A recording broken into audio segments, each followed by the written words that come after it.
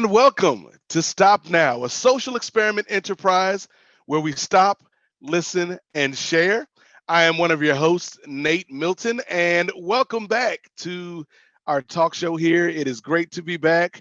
I am joined this week by a special co host. He is taking his maiden voyage here with the team, and it is so great to have him on here and have his insight as part of these conversations. So, Nathaniel Rubin is joining us. Nathaniel, how are you, brother?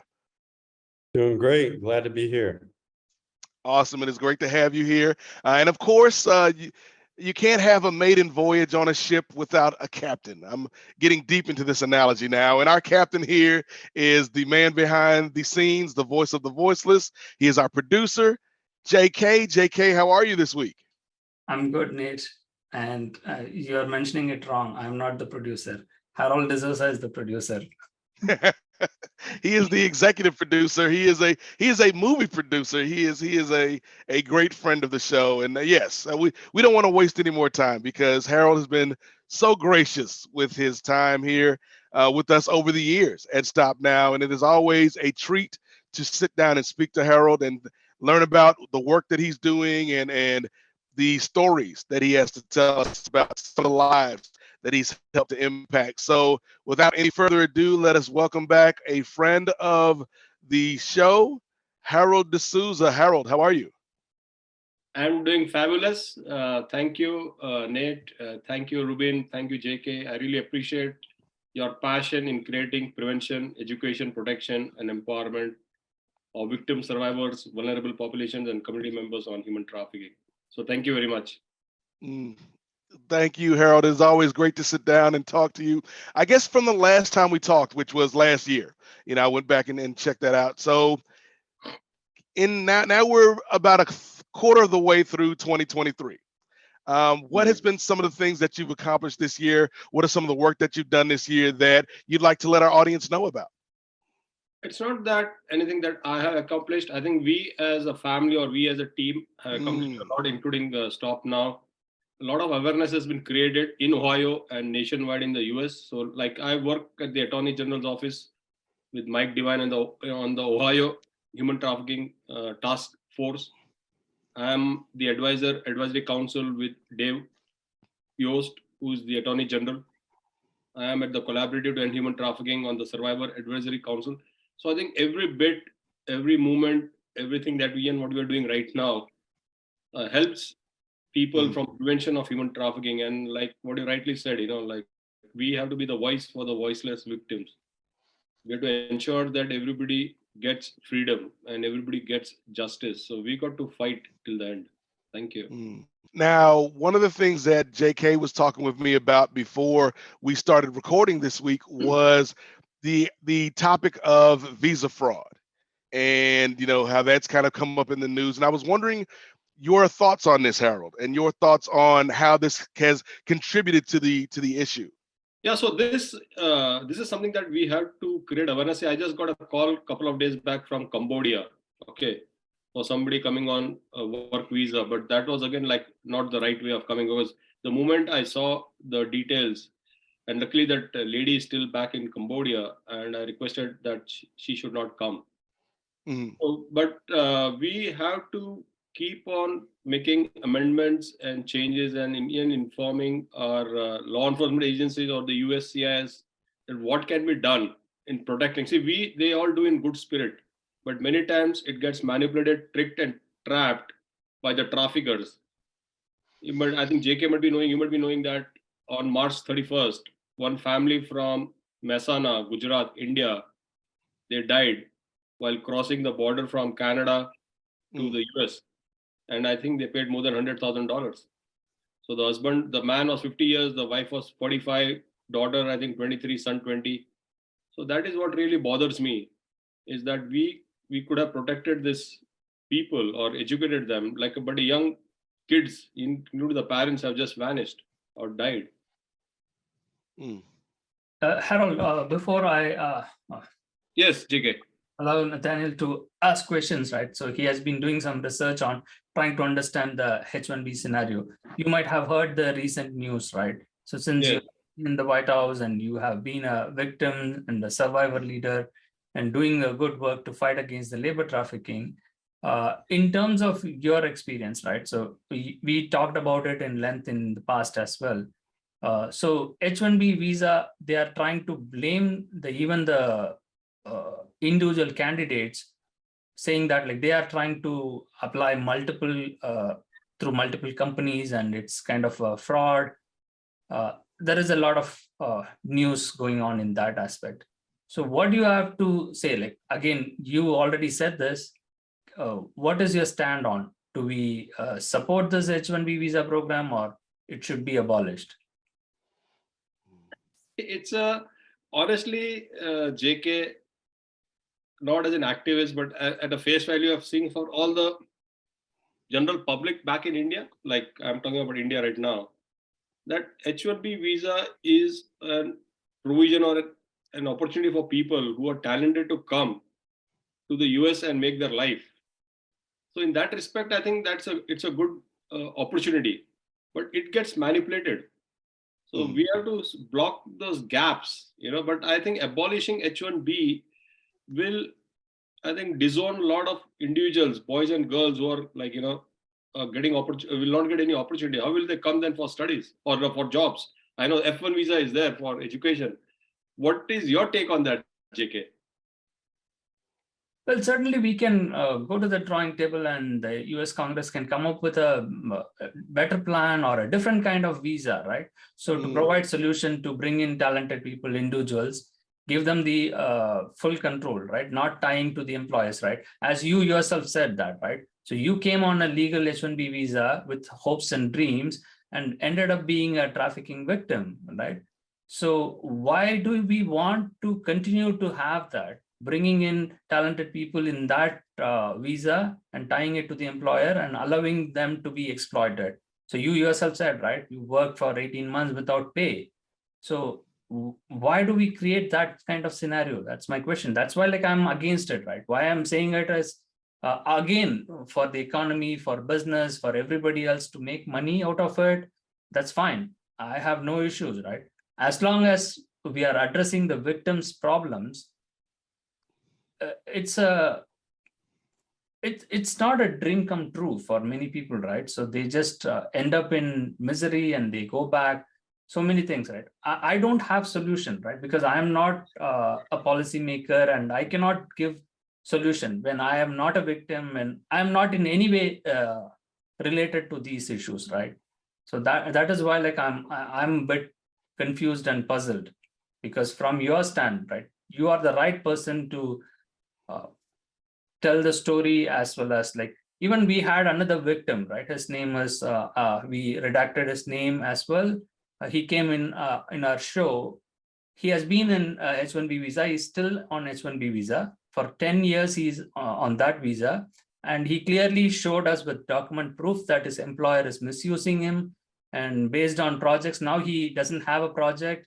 For the last 4 months, his employer is not paying him, and he was honey trapped into some other case and got into a jail kind of thing. So he is really pissed off and he wanted like to share his story, and he came forward, but we were not ready to disclose his identity to the public. Even today, I asked him to join because I told that like Harold will be here and he'll be the right person to guide you and tell you like how to get justice. Because for us, we are trying to educate and create awareness. We don't have legal counsel or expertise in that. So that's why like I'm putting forward on behalf of that candidate, the questions to you. Yeah, JK, this is well said. But see, I'll tell you honestly, there is no stats in the US that how many, like we have stats like how many delegates are coming on an H-1B visa. So for example, it's 100% or 100. But from that, I think the percentage of people getting victimized or being exploited, I don't know what is the percentage. Maybe it is 10% or maybe on the higher side 20%, right? But with that ratio said, say you take on the higher side 20%, I always look out at solutions, JK, and Nate, is that if there is a problem, if I even go to the White House or to the law enforcement agency, I will always go with the solution. and tell them, okay, this is the problem. I'll give you an example right now, JK. I don't know if you're aware. The U visa, the cap is 10,000 per year. Okay, I don't know if you're aware of the visa. Like one is a CP, that is continued presence, which is not a visa, a status given by a law enforcement agency. And once you get that, you're entitled for a U visa or a T visa, and then eventually a permanent residency card. But coming down to the point is the U visa, there's a cap of 10,000 per year, and the wait period is 10 years. Now, a victim who is granted a U visa cannot sustain for 10 days or 10 months without a work permit, without any status. The employer or the perpetrator will exploit him or her much more. So for how is she going to sustain in the, so I was telling them, so I came out with a solution. I've been telling them, like, I don't know, it takes time. I know Congress for the amendments, either increase the cap from 10,000 to 25,000 per year, which I gave one solution. Number two is that give them work permit so that they can work, and then SSN till they get the U visa. So similarly, in this case, JK, like, I need to explore more on H1B for solutions.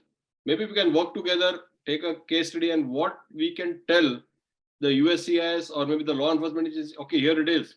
So can we make this, or if somebody, or maybe even the employer should be penalized, not the victim or the person who comes on an H1B visa. So anybody tries to exploit them, he or she, the employer or the company, should be penalized, and it should get into the media.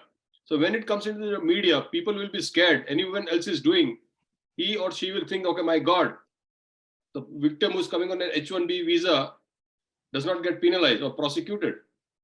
So we have to work out some strategies. That is the way I operate, or that is the way I work, JK, to be very honest. Yes, I totally agree. Again, Nate and Nate, you guys want to jump in and ask questions, feel free. I don't want to dominate and take over. Yes, I was going to pass the baton to Nathaniel, because like you mentioned, JK, like he's had experience, working overseas. And so any questions that you might have for Harold? For sure. What do you think are the worst violations, the worst cases of H1B abuse? I think so. In the worst case scenario, what is a person who's considering coming to the States on H1B visa? They were selected through the lottery. What are the greatest risks and worst case scenario for them? I think once a person is coming from India and is selected, say, back in India, coming on an H1B visa, number one, I think it's a blessing. I think it's a like you said, it's a lottery ticket, or he's getting an opportunity to fulfill his American dream at the face value, hoping that the employer is a decent guy and going to take care of him. But in a situation where someone gets manipulated after landing, then he or she should be educated. And that's what I do at the US Embassy in Bombay, Delhi, Hyderabad, Calcutta, where they give them or educate them or give them a leaflet like about the National Human Trafficking Hotline number, or call 911, and you are not at risk. Don't give your passports to your employer, because there are some human rights which you're not supposed to do. Like in my case, I being educated, I didn't know, right? I made some mistakes, but we don't want innocent people to make the same mistakes. So these are some of my advices to people like who are coming on an H1B visa, Rubin. Well, to add on, right, Nate, you asked about it, like, did anyone's passport being held with? So I think, Harold, you said that, right? So your passport and everything was confiscated by your employer when you came in, right? So they asked you to give it to them, and they were holding. So that is the story. To be again, Iftikhar, do you want like to play the H1B victim card here, like Krishna, and talk, or you just want to listen in? You are the H1B visa holder now. I'm listening actually. Yeah, I would like you to share or talk, because see, overall, whatever we are doing is to help and protect any vulnerable people, like, at least like me. I don't know what, I think about your case, maybe JK will highlight, so that they do not get victimized. That is the overall objective of this talk show that we are doing. And maybe like this talk show gets recorded and somebody watches it, we will give them empowerment, and we'll give them courage. I'm talking for the people who are, because I always believe that if you are being exploited in an H1B visa or any status, one should not keep quiet. And if one cannot fight, should ask for help. They can contact Stop Now. They can contact me. So there are so many committee members they can contact. So that is the overall objective, my friend. Yeah, Harold, on that, right? So right now we see that like there is a clear-cut violation. His employer is not paying him like for the last 4 months, and they are keeping him in bench, which is a violation. And they don't want like to make a complaint. So in this case, like what do we do? Can we go ahead and anonymously make a report against the company? Because it will complicate. They are scared and they just tell us the story and then say like, oh, don't help me, don't do anything. I just want to stick to my employer. Because in this case, like they are even under the green card process, and I've been holding to them like for the last 10 years. And now if I file a complaint against them, what if they withdraw? I will be in trouble, right? So I have to exit the country in 60 days. So I don't want that to happen. So why do you like put me in a spot where you want me to go against my employer who is abusing, but still he is helping me, right? In some way or the other. And he's trying hard like to get into a job, find a job on his own. So what do we have to say to them, right? So only thing is we can sympathize on that. We are being compassionate, but still we are not able to help them out. And they don't want to go against the employers. No, that's a very good question, JK. And I really respect the employee, whoever it is, who's working and is stuck in that situation. I know there are so many factors attached because he cannot fight. He's waiting. I don't know, he might be having debts and whatever reasons. And he has come here to fulfill his dreams.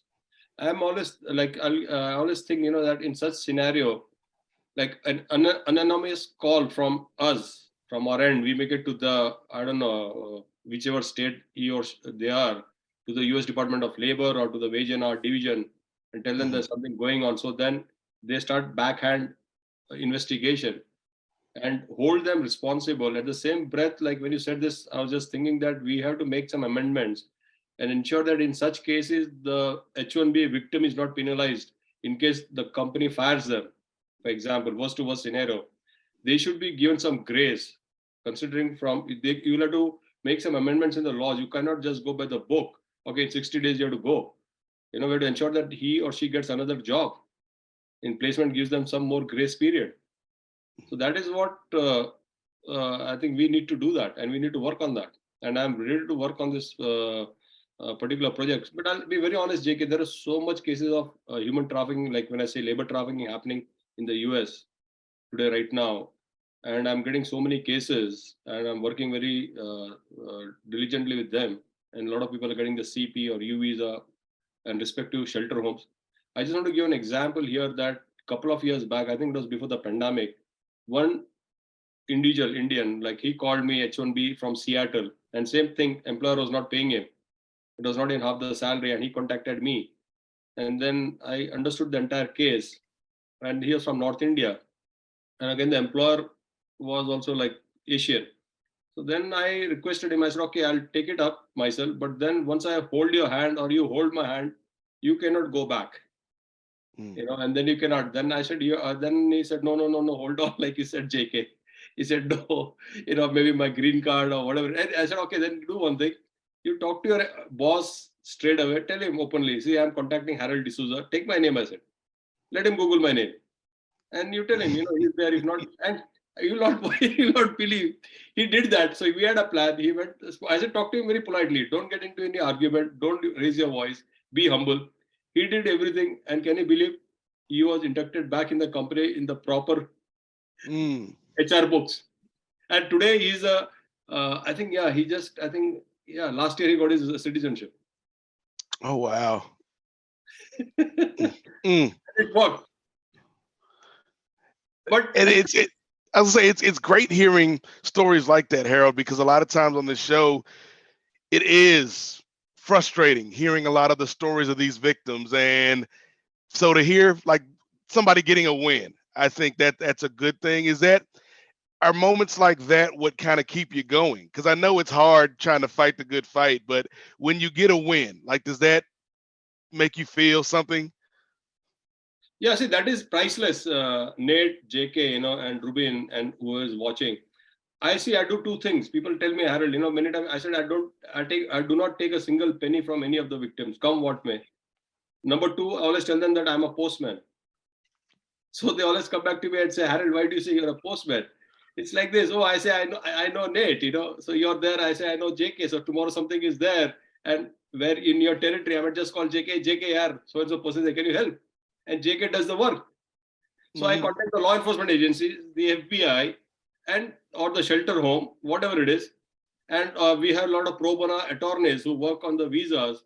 And there are so many people who have got the status. And then they call me and they tell me, I can see the smile, I can see the happiness on their face. Like what this Nepali lady, she just called me last year.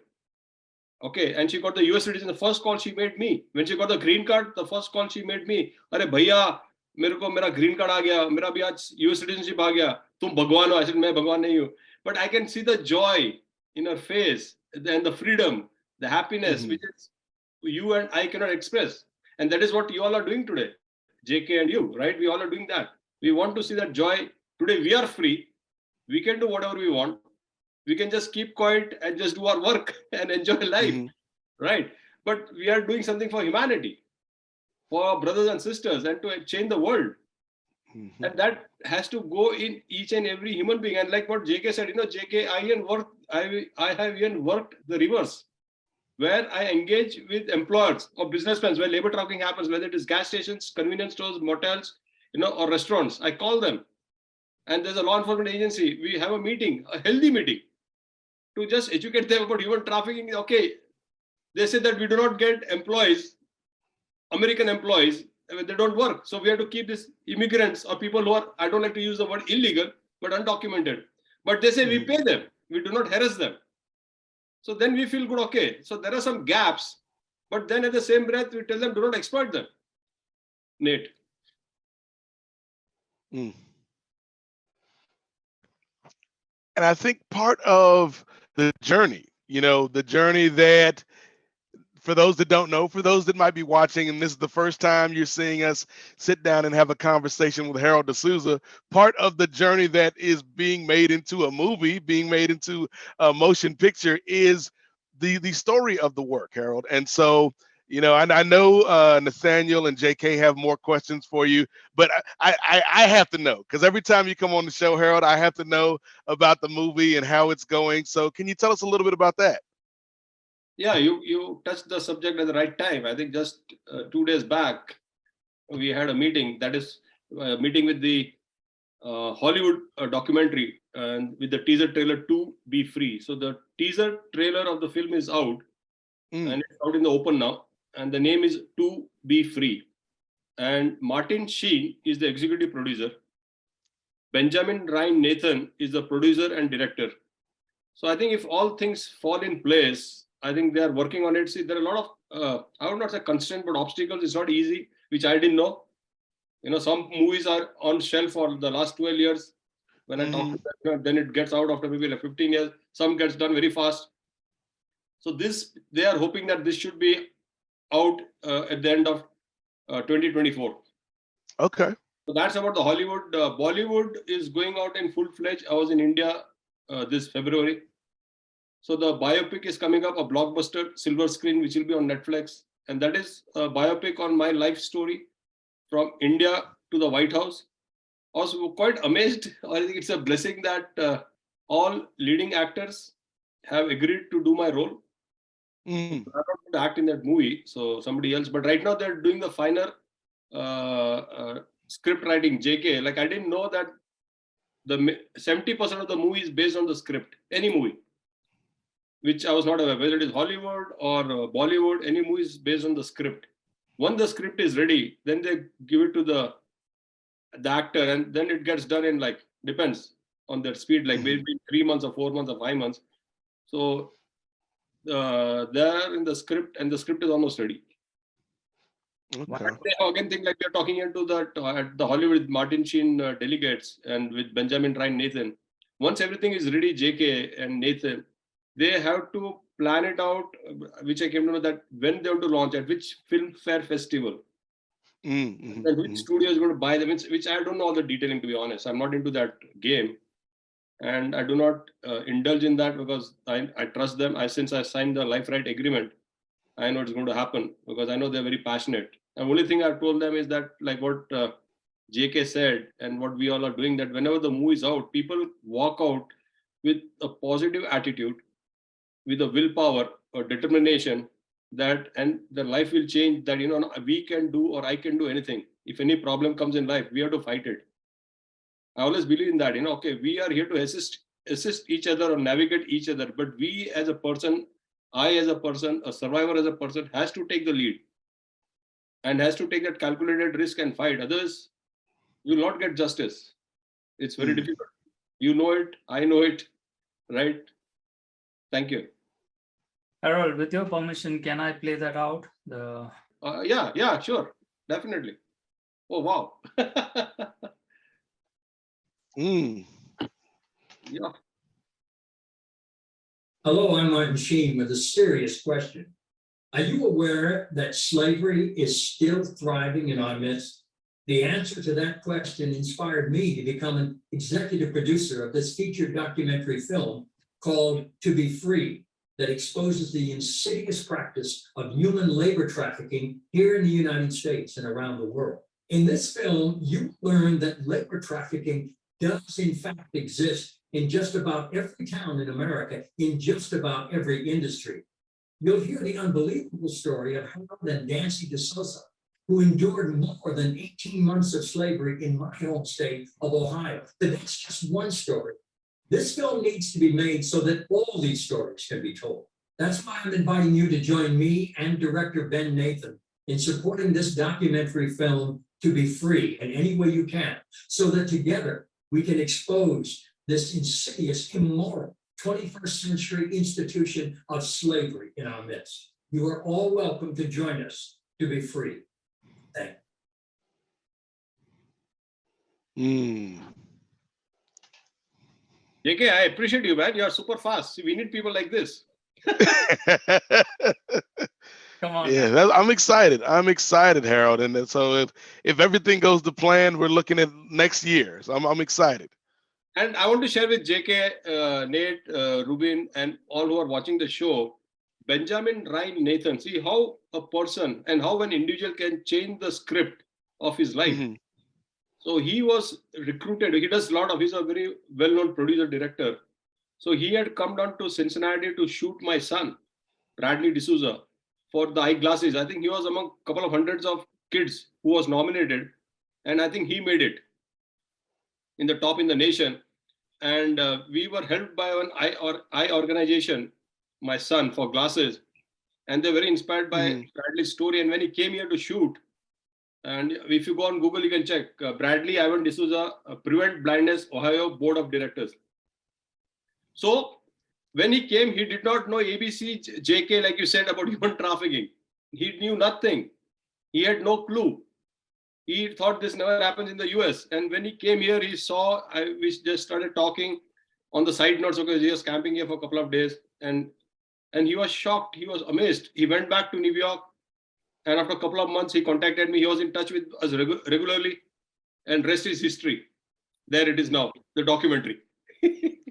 I just wanted to give us that how things change, JK, like what you said today, right? You said that you're not into this. No, you're a big part of this.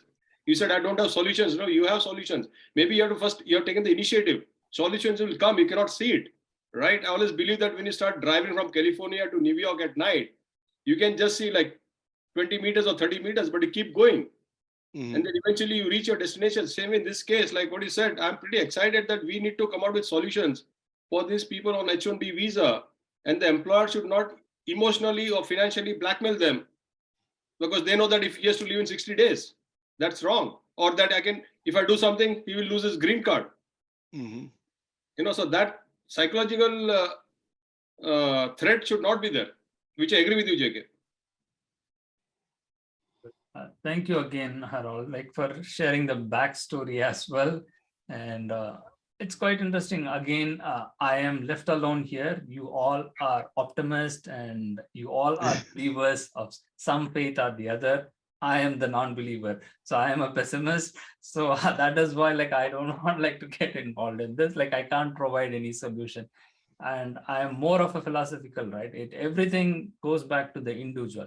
Whatever like the suffering or anything you face has to be dealt by the individual. So I mean, we can give a final comments or concluding thoughts if everyone agrees to it, because it's been more than 30-40 minutes. So I'm trying to wrap up, and I don't want like to make our hero felt exploited for more than what he has committed.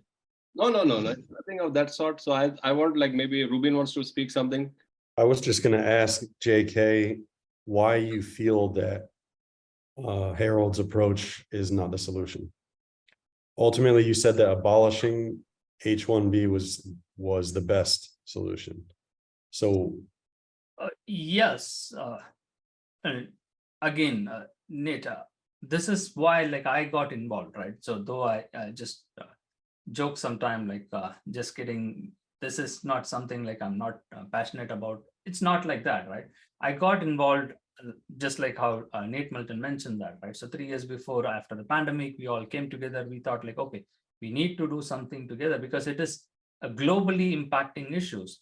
And then we hear these kind of human rights violations and abuses, and then hearing these stories like from Harold and others, and we were so surprised and taken back. Wow, what is happening here? And literally just doing whatever we can by just sitting in your desk, you are talking to others and creating awareness. It's not a big deal, right? So for me, this is not something like hope to change somebody's life or make drastic changes. That's why like I say these things. But to be honest, right, every individual story is the painstaking decisions they make them to suffer.